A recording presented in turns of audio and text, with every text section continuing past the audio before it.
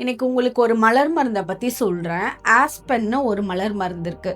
இது எதுக்காக அப்படின்னா, என்ன நடக்க போகுதுன்னு தெரியாது ஃபியூச்சரில். ஆனால் அப்படி நடந்துருமோ, இப்படி நடந்துட்டா என்ன பண்ணுறது, இது நடந்துட்டா அச்சச்சோ அப்படின்ற மாதிரி அந்த ஒரு நடக்கிறதுக்கு முன்னாடியே ஒரு 2% தான் ப்ராப்ளம் இருக்குது அப்படின்னா அதை வந்து 100% மைண்டில் யோசித்து பயம் வருது இல்லை.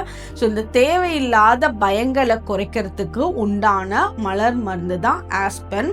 இதை வந்து நீங்கள் எடுக்கிறப்போ மைண்டு வந்து ரொம்ப கிளியராக இருக்கும், எமோஷ்னலி பேலன்ஸ்டாக இருப்பீங்க. இதில் எந்த சைடு எஃபெக்ட்ஸும் கிடையாது.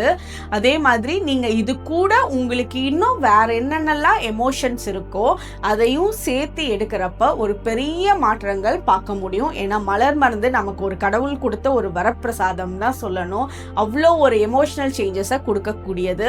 நம்மளோட உணர்வுகளை மாற்றணும் அப்படின்னா நம்மளோட வாழ்க்கை ரொம்ப சிறப்பாக இருக்கும். பயன்படுத்தி பாருங்கள்.